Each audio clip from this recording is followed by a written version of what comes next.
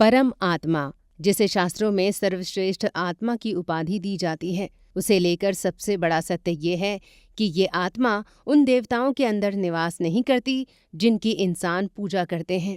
हालांकि जो मानव देवताओं को अपना इष्ट मानकर आराधना करते हैं, उनके अंदर ही परमात्मा का निवास होता है। इसका प्रमाण हमें सतयुग में श्री राम और द्वापर में श्री कृष्ण के संदर्भों से मिलता है, जिनका आगमन भले ही मानव तन के साथ इस धरती पर हुआ है, लेकिन इनके आगे खुद देवता भी अपना सिर झुकाने के लिए तैयार हो गए। दोस्तों, कहा जाता है कि परमात्मा जन्म, पुनर्जन्म, सुख, दुख और कर्म के बंधनों से परे होते हैं। वे अपने हर कर्म में खुद की बजाय दूसरों का हित देखते हैं, क्योंकि ये आत्माएं ब्रह्म विद्या की ज्ञानी होती हैं, जिन्हें प्रदान करने की शक्ति किसी भगवान के अंदर नहीं, बल्कि समाधि में बैठे संत के अंदर होती है। सद्गुरु इन परमात्माओं के बारे में बताते हुए राजा तथ्यज्ञ और इंद्रदेव की कहानी सुनाते हैं, जब देवराज इंद्र उनसे ब्रह्म विद्या देने का आग्रह करते हैं। हालांकि राजा खुद का सिर कटवाने के लिए तैयार तो हो जाते हैं, लेकिन देवराज इंद्र को ब्रह्म विद्या नहीं देते।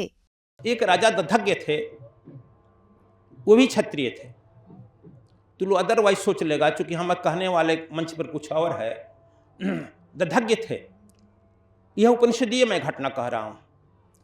दधज्ञ के यहाँ इंद्र आया और इंद्र आकर कहा कि आप जो है ब्रह्म विद्या जानते हैं, आप मुझे यह बताइए। दधज्ञ ने कहा कि आप ब्राह्मण के भेष में हो कौन हो? कहा कि यह छोड़ दीजिए, मैं कौन हूँ, पहले यह सत्य कीजिए कि आप मुझे विद्या दीजिएगा जो मैं मांगूंगा। हाँ दूंगा, लेकिन अपना परिचय तो बताओ। हाँ दूंगा, तो अपना कहे मैं इंद्र हूँ। कहा कि घबरा गए दधज्ञ। दधज्ञ कहे तुम इंद्र हो, इंद्र देवताओं का चाल चरित्र चिंतन श्रेष्ठ नहीं होता है, इसलिए उस विद्या को पाने के पहले चाल चित्र चिंतन को श्रेष्ठ करना पड़ेगा और पात्रता ग्रहण करनी पड़ेगी। जब पात्रता आ जाएगी तब ब्रह्म विद्या दिया जा सकता है। इंद्र को इंद्र ने कहा कि मैं समझ गया, तू मुझे यह विद्या नहीं देना चाहता है, लेकिन किसी को यदि विद्या दिया तुम्हारा सर धड़ काट देंगे। धमकी देकर इंद्र चले गए। अब बताओ, इंद्र से श्रेष्ठ यहाँ के साधु महात्मा ऋषि हैं कि नहीं हैं? फिर जो है कालांतर में दो आदमी आया उनके यहाँ, अश्विनी कुमार। अश्विनी कुमार को है कि आप हमको ब्रह्म विद्या दीजिए। कहा कि ब्रह्म विद्या तो दे देंगे हैं बच्चा, लेकिन हमारा सिर में काट देगा इंद्र। कैसे जानेगा? कहा कि वहाँ से वायरलेस चला जाएगा। कहा कि आप घबराइए मत, आपका सिरवा हम गुरुजी पहले ही काट देते हैं, ऐसा चला चाहिए ना। कहा कि हमारा सिरवा पहले ही काट देता है। तो जी हाँ, हम लोग वैद्य ना है। सिर काट कर गुरुजी का ले जाकर फ्रिजरी में रख दिया और घोड़े का सिर काट कर लगा दिया। अब घोड़े का सिर लेकर के स्वर विद्या का उपदेश देने लगे। इंद्र के यहाँ वायरलेस गया, आके यहाँ तो ब्रह्म विद्या दे रहा है, स्वर विद्या दे रहा है। इंद्र वहाँ से आए, अपना वहीं से वज्र मारे और सिर काट कर फेंक दिए। घोड़ा का सिर कट कर चला गया। इनका चेला जो अश्विनी कुमार ओरिजिनल सिर लेकर लगा दिया।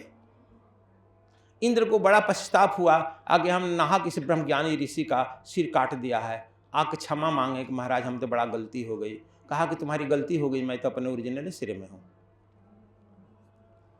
अब तो हमको मिलेगा। कहने कि मारने के चलते तुमको मिलेगा। फिर भी उनको नहीं दिया गया, अश्विनी कुमार को दिया गया। इसलिए देवी और देवता जो है अपने कर्मों के फल पर उस पद पर पहुंच गए हैं बच्चा। और आदमी जो है ऋषि बन सकता है, मुनीष बन सकता है, महात्मा बन सकता है, और इस साथ ही साथ यह परमात्मा बन सकता है। देवता देवी परमात्मा नहीं बन सकते हैं। अंतिम शीर्ष पर जहाँ पहुँचना है पहुँच गए। इसलिए मैं इसके बारे में भी सुनाऊंगा। भगवान शिव ही कहे हैं जो योग वासिष्ठ में, वह बात अभी आएगी। मैं अपनी बात नहीं कहूँगा, पढ़ के सुनाऊंगा, नहीं तुम लोग कहे गुरु जी अपनी बात कह देते। इसलिए बात कहने के लिए मुझे प्रमाण देना पड़ता है।